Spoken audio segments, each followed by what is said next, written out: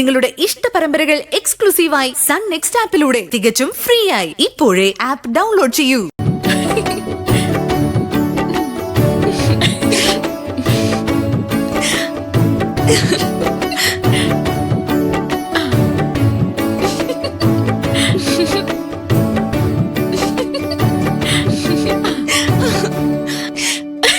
Please മതി നിർത്ത്. ഓ ഇനി ഇപ്പൊ ഇവളെ ലവറിന്റെ കൂടെ ഡാൻസ് ചെയ്യും. നമ്മളെയൊക്കെ വിട്ടോ. അതല്ലടി മയ്യ ക്ഷീണിച്ചു. ആതിരി നീ കണ്ടോ ഇവളുടെ പയ്യനെ? എവിടെ ചുരുങ്ങിയതൊരു 10 പ്രാവശ്യെങ്കിലും ഞാൻ ഇവിടെ നിന്ന് എത്തി നോക്കി. ഞാൻ കാണരുതെന്ന് നിർബന്ധമുള്ള പോലെ കുറെ പേര് മറിഞ്ഞു നിൽക്കണ്ടായിരുന്നു. എന്നാ വാ നമുക്ക് പോയി കാണാം. വേണ്ട പ്രിയ, ഞാൻ താഴേക്കില്ല. അതെ, പയ്യന്റെ 2 അനിയത്തിമാര് മീരെ കാണാൻ അപ്പുറത്ത് നിപ്പുണ്ട്. വാ നമുക്ക് പോയി നോക്കാം. മീര പോയി വരട്ടെ, നമുക്ക് ഇവിടെ ഇരിക്കാം. അങ്ങനെയെങ്കിൽ മീര പോയിട്ടോ.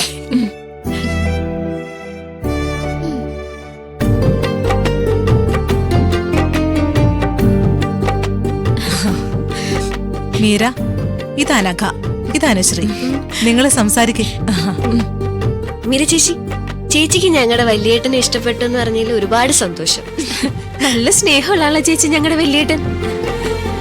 ഞങ്ങളുടെ വീട് മീര ചേച്ചിക്ക് ഇഷ്ടപ്പെടും. മീര ചേച്ചി, ഈ അനുചേച്ചി ഉണ്ടല്ലോ കുക്കിങ്ങിൽ എക്സ്പേർട്ടാ. അതേപോലെ എന്നെ ഒന്ന് പൊക്കിയതാ. പിന്നെ ഞങ്ങളുടെ അച്ഛമ്മ ഉണ്ടല്ലോ, അച്ഛമ്മയ്ക്ക് അറിയാത്ത പാട്ടുകളില്ല. പഴയ പാട്ടുകളൊക്കെ പുതുതാക്കി പാടും അച്ഛമ്മ. താമര കുമ്പിളല്ലോ, താമര കുമ്പിളല്ലോ. പിന്നെ ഞങ്ങൾക്ക് വേറൊരു ചേട്ടനുണ്ട്, വല്യേട്ടന്റെ തൊട്ട് താഴെയുള്ള ആളാ ജയേട്ടൻ. ഇന്ന് വന്നിട്ടില്ല, ജോലി സ്ഥലത്ത് എന്തോ അത്യാവശ്യമുണ്ട്. ചേച്ചിക്ക് കേക്ക് ഇഷ്ടാണോ? ഞാൻ നല്ല കേക്ക് ഉണ്ടാക്കും.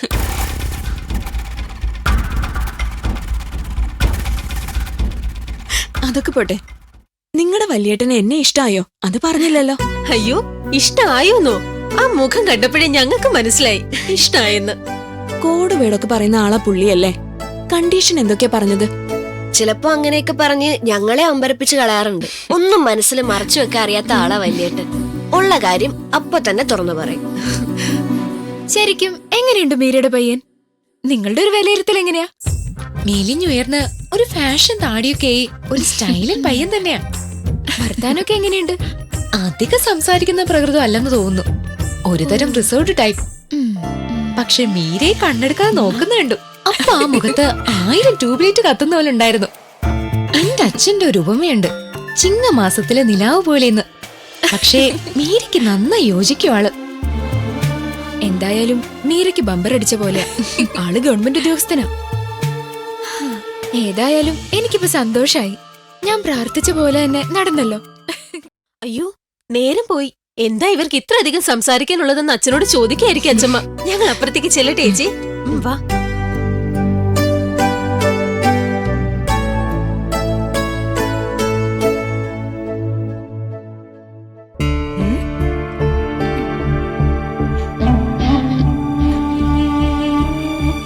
മീരേച്ചി, എന്നെ പരിചയം ഉണ്ടാവില്ല. അവിടെ എല്ലാരോടൊപ്പം ഇരിക്കുന്നത് കണ്ടു. ഹരിയേട്ടന്റെ ചെറിയച്ഛന്റെ മകളാ ഞാൻ, മനീഷ. ഓ, ഹായ് മനീഷ. ഞാൻ ഇങ്ങോട്ട് വന്നപ്പോ അനുശ്രീ അനഘയും ഹരിയേട്ടനെ കുറിച്ച് പറയുന്നേ കേട്ടു.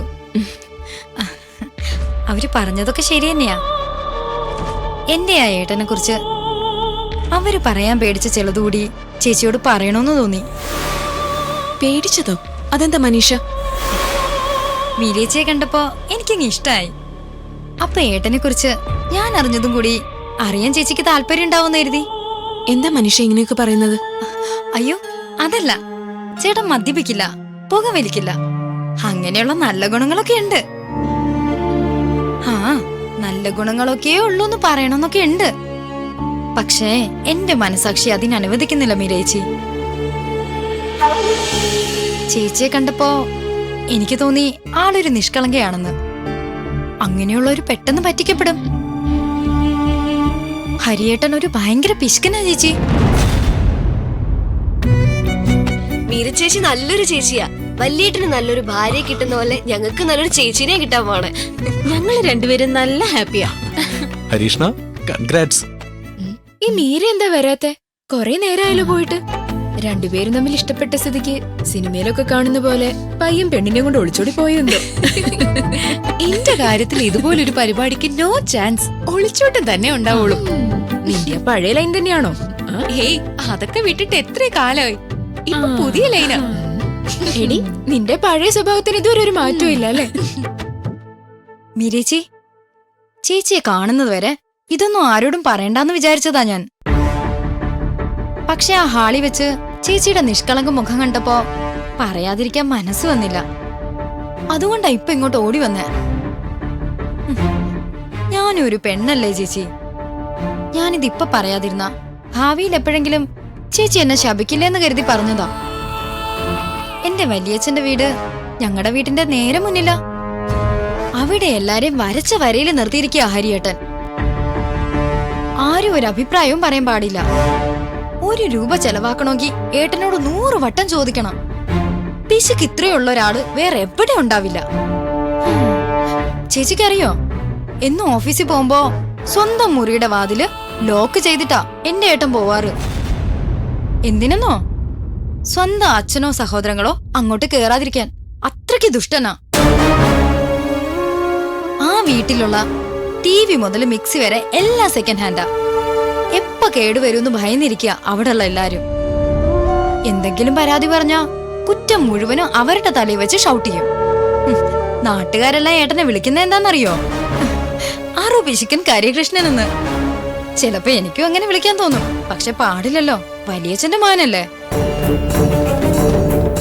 ഞാൻ ഇപ്പൊ ഇതെല്ലാം ചേച്ചിയോട് പറയുന്നതേ ചേച്ചി ആ വീട്ടിലേക്ക് വരുമ്പോ ചേച്ചിക്ക് ഇതൊന്നും വലിയൊരു സർപ്രൈസ് ആകരുതല്ലോ എന്ന് കരുതിയാ. പിന്നൊരു കാര്യം, ആ വീട്ടിലേക്ക് വരണോ വേണ്ടെന്ന് തീരുമാനിക്കേണ്ടത് ചേച്ചിയാ.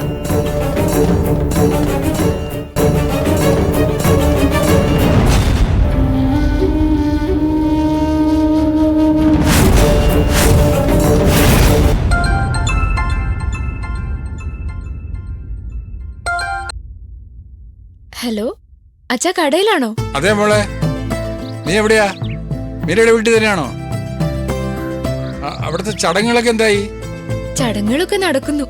ഒരു ഗുഡ് ന്യൂസ് ഉണ്ട് അച്ഛാ. മീരയ്ക്ക് പയ്യനെ ഇഷ്ടായി. പയ്യന് മീരെ ഇഷ്ടായി. ഇനി കല്യാണ തീയതി നിശ്ചയിച്ചാൽ മാത്രം മതി, അത്രേ വേണ്ടു. എനിക്ക് സന്തോഷായി അച്ഛാ. ആ ശരി ശരി ശരി ശരി, സന്തോഷം, നന്നായിരിക്കട്ടെ.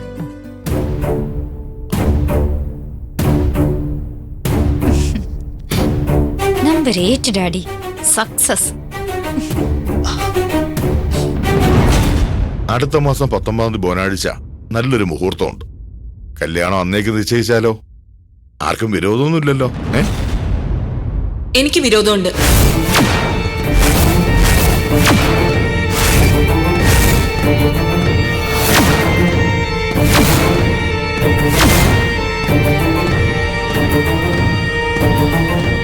എന്താ മീര ഈ പറയുന്നത്? മനസ്സിലായില്ലേ പറഞ്ഞത്? എനിക്ക് ഈ വിവാഹത്തിന് സമ്മതമല്ലാന്ന്. എന്താ മോളെ, കുറച്ചു മുമ്പല്ലേ നീ ഓക്കെ പറഞ്ഞത്? അതെ, കുറച്ചു മുമ്പേ പറഞ്ഞത് ഞാനിതാ പിൻവലിക്കുന്നു. ഈ ഹരികൃഷ്ണനെ വിവാഹം കഴിക്കാൻ എനിക്ക് സമ്മതമല്ല, ഇഷ്ടമല്ല. അതിനു വേണ്ടി മുഹൂർത്തൊന്നും നോക്കണ്ട. ഇതൊരു തരം വിളിച്ചു വരുത്തി അപമാനിക്കല.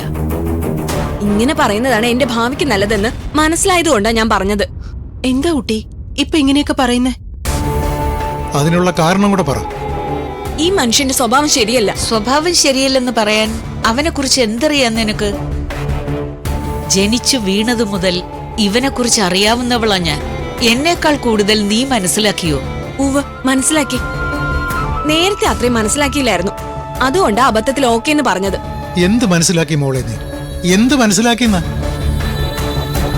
പഠിച്ച് മികച്ച മാർക്കോടെ പാസ്സായിട്ട് ഉന്നത തലത്തിൽ ഉയർന്ന പദവിയിൽ സർക്കാർ ജോലി സമ്പാദിച്ചവനാ എന്റെ മകൻ. ഞങ്ങളുടെ കുടുംബം പോറ്റുന്നത് എന്റെ പൊന്നു മോനാ. ഇവനാ ഞങ്ങളുടെ കുടുംബനാഥൻ, ഈ ഹരികൃഷ്ണൻ. അറിയൂ നിനക്ക്? മനസ്സിലായി പോലും?